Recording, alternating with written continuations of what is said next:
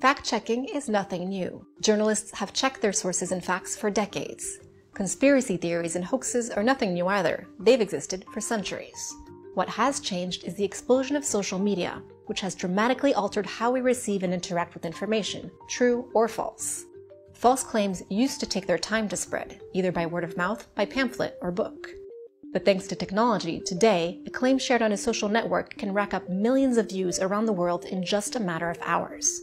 Today's fact-checking looks at verifying claims which often have a big impact online, and sometimes serious consequences offline too.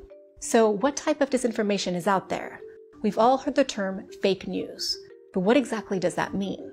False information is not monolithic and comes in all shades of gray. For example, you can have a joke or a piece of satire that has been taken to be true. You can have real information, like a video or photograph, shared in a wrong context. Then there's altered content, images that have been changed through the use of editing software. And finally, content that's completely fabricated. The motives of those sharing the misinformation vary as well. Often, it's shared with the best of intentions, led by emotions. When the COVID-19 epidemic hit in the first months of 2020, many people all over the world were sharing so-called tips to prevent being infected. Many were passing on what they believed to be genuinely helpful advice. The same can be said for many of the alternative cures out there. Sometimes they're shared to breed distrust, but often just because people believe them to be true. But other times, the intent is more sinister, like when people spread conspiracy theories about an individual or try to instill mistrust of established practice, like vaccines. Anyone can share misinformation, from the President of the United States to a person with just a handful of followers on social media. Take the fires that were destroying the Amazon rainforest in August 2019. The disaster led to a wave of fake or misleading pictures and videos being shared online, including by public figures like French President Emmanuel Macron. The only problem was that the pictures shared by Macron dated back to at least 2006.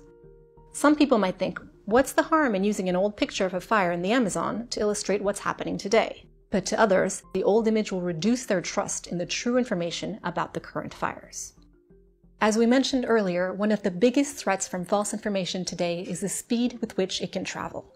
A video spreading falsehoods and conspiracy theories during the COVID-19 pandemic drew more than 8 million views in just 1 week. And this despite being taken down by various social media platforms. Consequences of false information can be as varied as the false claims themselves. They can be serious and destabilizing. For example, if you keep reading posts claiming that children have died from a vaccine, is it surprising that eventually you will come to distrust vaccines, both established ones and new ones? This mistrust is not confined to one country or one region. As we have seen over the past decade, mistrust of established vaccines like the one against measles has grown the world over, from impoverished regions in Pakistan and Africa to wealthy regions in the United States and Western Europe. As a result, illnesses that were nearly vanquished have seen a resurgence. And sometimes, the consequences of misinformation can be very serious or even deadly. For example, people have fallen sick after reading that drinking disinfectant would kill a virus. Others have torched cell phone towers because bizarre conspiracy theories link them to the coronavirus pandemic. Hundreds died of alcohol poisoning in Iran after false reports that it warded off coronavirus infections. And disinformation has even led to mob killings and sparked an attempted coup. So you can see why debunking widely shared false claims is important. Perhaps some of the most serious harm is the confusion it sows and the depleted trust in reliable sources. When people read a steady stream of false claims, they start to question everything, and healthy curiosity soon turns to paranoia.